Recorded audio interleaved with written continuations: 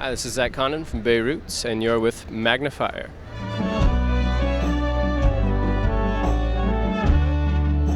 I've been living out of a suitcase since I was 17 years old. I dropped out of high school and moved to New York and then Paris. And my life has been this constant state of upheaval, and nothing has ever settled down. And it was just really riding on my conscience that I had no home base, that I had no foundation. And it just seemed like if I was ever going to grow up and kind of meet responsibilities face first, that I would need to do the opposite of what I'd been doing. And so last year and the year before that was all about settling in, musically and, physically, real life. Bought a house, got a dog, all sorts of things, just settling in. And so logically, the music followed suit. This album was all about, coming home, so to speak.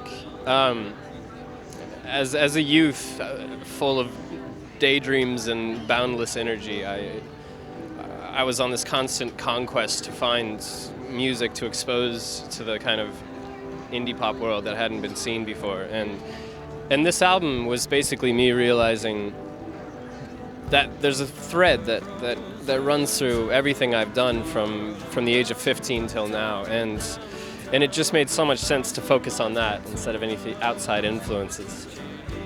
East Harlem was a song that I'd started when I was, 15 or 16.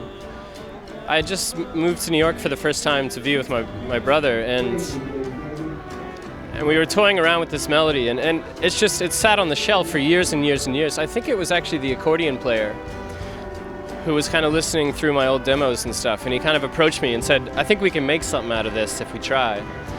And I took it to the band and just kind of opened the gates, and it really came through. It's funny, the album title isn't very subtle in some ways, because it is. It's basically looking back on the last 5 years of my life since I started doing this as a profession, and my life has been sucked out to sea, and it took a lot for me to realize that it's so simple to just swim sideways, get out of it. But also, it was kind of clicking around in my mind before that, because we were down in Brazil, and I got sucked out in a riptide, and as I finally made it back to shore, I was getting pummeled by these waves, and it actually punctured a hole in my eardrum. And I remember thinking, the riptide sounds like a fun thing to sing on a song. I don't know.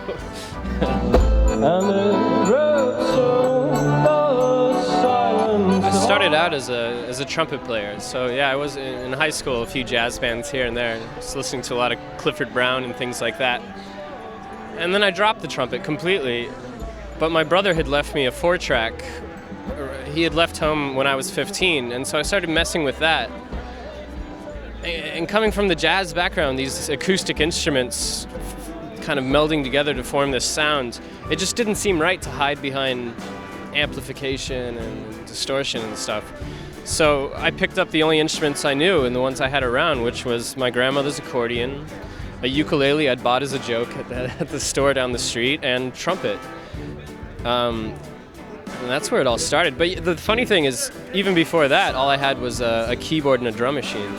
And so I was making little synth pop ditties. There's a way of exploring so many sounds that just keeps music constantly fresh in your mind and constantly amazed by the simplest things. And I think that's a really good way to approach music in general.